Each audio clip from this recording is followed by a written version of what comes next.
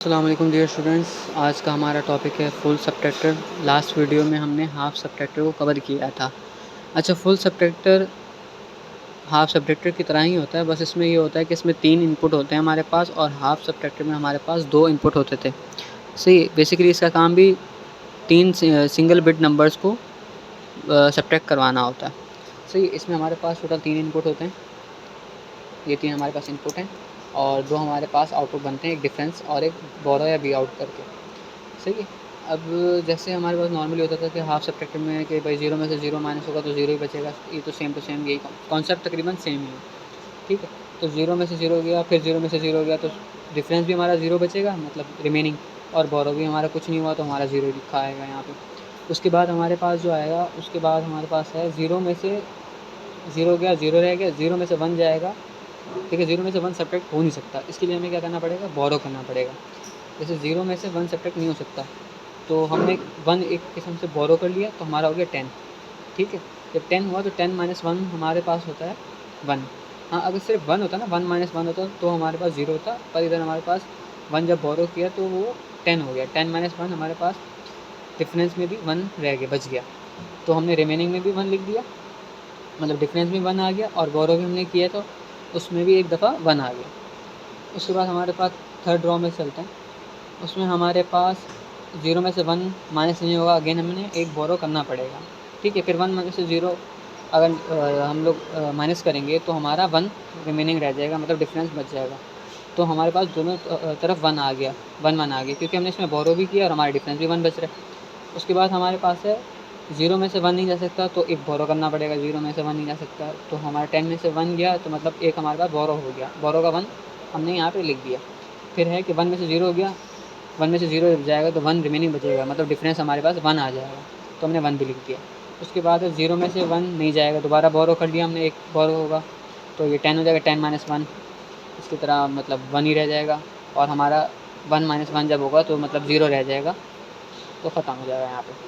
ठीक है, उसके बाद 1 में से 0 माइनस किया, 0 रह गया, फिर 1, वही 1 में से 0 दोबारा माइनस होगा तो 1 रह जाएगा, मतलब डिफरेंस हमारे पास 1 रह गया, बोरो हमने कुछ किया नहीं, तो हमारा एज इट इज़ 0 आ गया वहाँ पे। ये सही। उसके बाद है हमारा 1 में से हम लोग 0 माइनस करेंगे तो हमारा 1 बचेगा, फिर हम 1 में से 1 माइनस करेंगे तो 0 बचेगा। अच्छा, इसमें हमने ना कोई बोरो किए, ठीक है, तो हमारे पास बोरो भी हमारा 0 हो गया और डिफरेंस हमारा 0 रह गया, क्योंकि हमने 1 माइनस 0 किया तो 1 बचा था, तो 1 माइनस 1 फिर दोबारा किया तो हमारा 0 हो गया, तो डिफरेंस और बोरो हमारा दोनों 0 हो गया। उसके बाद हमारे पास है 1 माइनस 1, 1 माइनस 1 0 होता, कोई बोरो नहीं हुआ तो आंसर हमारा 0 हो गया। फिर 0 में से 0 निकाला तो डिफरेंस और बोरो दोनों 0 0 हो गए। उसके बाद है हमारे पास 111, सब 1 में से 1 माइनस करेंगे तो 0 हो जाएगा, फिर 0 में से 1 माइनस जब करेंगे तो 0 में से 1 माइनस नहीं होगा, फिर दोबारा हमने वही करना पड़ेगा कि हमें बोरो लेना पड़ेगा, तो बोरो हो गया 10 माइनस 1 हो गया, तो एक बोरो हो गया, तो एक बोरो का हमने लिख दिया, और एक हमारे पास रिमेनिंग भी रह गया, तो हमारे पास आ गया यहाँ पे 1, क्योंकि 1 डिफरेंस में भी आ गया। अच्छा, तो हम इसके के मैप पे चलते हैं। ये हमने सेट कर ली, मतलब ए बार ए बी बार, मतलब पॉसिबिलिटी सारी सेट कर ली हमने यहाँ पे। सही। उसके बाद हम वैल्यूज़ देखते हैं किस तरह इसमें पुट की जाती हैं। देखिए, अब पहले हम देखेंगे डिफरेंस का हमने बनाया के मैप। ठीक है, डिफरेंस में जहाँ पे 1 1 आ रहा है, डिफरेंस के कॉरस्पॉन्डिंग में जहाँ जहाँ 1 आ रहा है उसके थ्रू हम उसको सॉल्व करेंगे, वैल्यूज़ पुट करेंगे। अच्छा, इसमें ये हो रहा है कि यहाँ पे देखेंगे ना कि यहाँ 1 आ रहा है, तो हम ये हमारे पास जहाँ कुछ नहीं होता ना वो हम बार लगाते हैं, मतलब बार, तो ए बार, बी बार और बिन, ये ए बार, ये बी बार और बिन, इधर 1 आएगा। सही है। उसके बाद दूसरा 1 हमारे पास जो आ रहा है वो आ रहा है ए बार, बी, और ये हमारा बिन पे बार, ए बार, बी और ये बिन पे बार, मतलब ये 1 लिखा हुआ है। सही। उसके बाद हमारे पास आ रहा है ये वाला 1, ये हमारे पास आ रहा है ए बी बार बी बिन पे बार, दोनों जगह, इन दोनों जगह पे हमारे पास बार आएगा। ठीक है, ये हमारे पास नॉर्मल रहेगा, मतलब ए वाला नॉर्मल, बी और बी बिन, और ये बिन पे हमारे पास बी इन पे 1 आ गया यहाँ पे। सही है। उसके बाद हमारे पास ये वाला 1 जो है यहाँ से आया, ये हमारे पास तीनों जगह 1 1 है।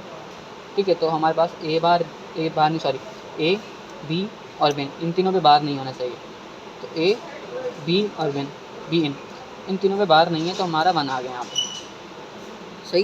तो इसके हमने इक्वेशन बनाई है, इसको कंबाइन करके लिख दिया हमने सारी इक्वेशन को, कि भाई जहाँ जहाँ हमारे पास आ रहा था ए बार बी बार बिन, यहाँ पे 1 आया, फिर ये दूसरा हमने उठाया यहाँ पे ए बार बी बिन, मतलब इनका कोई पेयर वगैरह नहीं बना। पेयर तब बनता है जब यूँ कॉरस्पॉन्डिंग में हो, ऐसे हो, ठीक है, तब इनका पेयर बनता है। तो हमने पूरी इस तरह उतार लिया, मतलब बीच में प्लस प्लस का साइन ऐड कर दिया पूरी लिखने के बाद।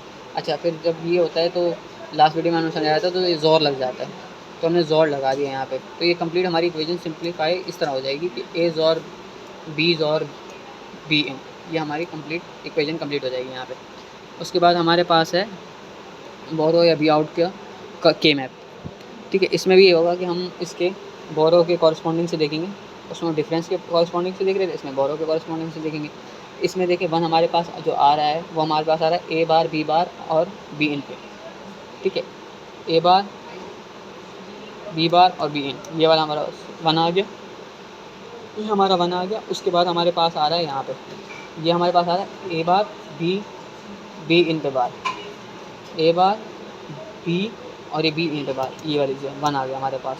इसी तरह हमारे नीचे वाले भी सॉल्व होंगे, मतलब जैसे ये हमारे पास ये रह गया 1, ठीक है, लास्ट वाला। इसमें हमारे पास देखो तीनों पे 1 आ रहा है, ठीक है। तो हमारे पास होगा ए बी बी इन तीनों पे कोई बार नहीं होगा, वहाँ पे हम 1 लिखेंगे। देखिए यहाँ पे हमारे पास तीनों में बार नहीं है, यहाँ पे मतलब इस ए पे नहीं है और बी इन पे, इन दोनों पे बार नहीं है, तो हमने यहाँ पे 1 लिख दिया। तो ये इस तरह सॉल्व होगा। अच्छा, तो इसका हमारे पास इस तरह बनेगा जो हमारा, क्योंकि हमारे पास यूँ पेयरिंग हो रही है, एक पेयर हमने ये लिख दिया, एक पेयर हमारा ये बनेगा और एक पेयर हमारा बनेगा ये। जैसे हम लोग देखा है ना कि बी विन किस तरह है, ये इस तरह है, ठीक है ना, दोनों पेयर बन गए। तो इस तरह हमने ये तीनों लिख दिए और बीच में प्लस का साइन लगा दिया, जैसे हम करते हैं, सही। उसके बाद हमारे पास हमने इसको सिंप्लीफाई करना है। हमारे पास जैसे था कि ए बार बी लगा दिया हमने, इसको अलग कर लिया, और इन दोनों की जो इक्वेशन है हमारे ए और बी नॉट के बराबर आएगी। ए और बी नॉट मल्टीप्लाई हो रहा है बी इन के साथ, तो ये हमारा इसके इक्वल है, मतलब वेट दोनों का सेम है कहलाएगा। उसके बाद इसकी सर्किट डायग्राम हमारे पास बनेगी। अच्छा, ये 2 हिस्सों में सर्किट डायग्राम है, एक ये सर्किट डायग्राम है, ठीक है, एक यहाँ से सर्किट डायग्राम कंप्लीट हो रही है यहाँ तक ऊपर, मतलब ये 2 गेट्स हमारे, और एक सर्किट डायग्राम में ये तकरीबन हमारे पास ये तकरीबन सारे गेट यूज़र हैं ऊपर वाला छोड़ के, ठीक है। सबसे पहले ऊपर वाला डायग्राम देख लेते हैं, सही है। इसमें ये है कि हमने डिफरेंस के अकॉर्डिंगली डायग्राम बनाई है, डिफरेंस की इक्वेशन के मुताबिक, एज और बी और बी इन।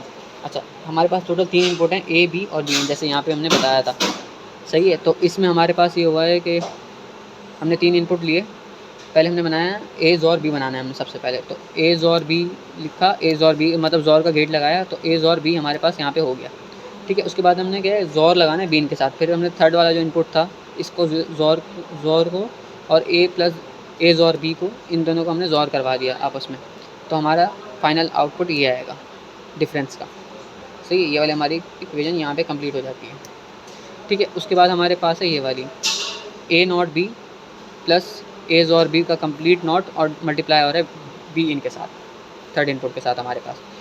तो हमारे पास पहला क्या है भाई, हमने क्या करना है, ए नॉट बी करना है। अच्छा, ए नॉट बी मतलब इधर प्लस का साइन ही है, तो मतलब मल्टीप्लाई हो रहा है आपस में, जब मल्टीप्लाई होता है तो हम लोग एंड गेट यूज़ करते हैं, सही है। पहले हमने करना है ए को नॉट, ए से हमने कनेक्शन लिया, उसको नॉट में चेंज किया, फिर हमने बी को लिया, बी में नॉट की ज़रूरत नहीं है क्योंकि नॉट नहीं लगा हुआ गेट, इस पर नॉट गेट लगा हुआ है, और हमने इन दोनों को आपस में मल्टीप्लाई करवाना है। मल्टीप्लाई मतलब एंड गेट यूज़ करना है, तो जब हमने एंड गेट यूज़ किया तो हमारे पास आ जाएगा ए बार बी, सही है। तो हमारी ये साइड कंप्लीट हो जाती है यहाँ पे, ठीक है। उसके बाद आएगा सेकंड साइड।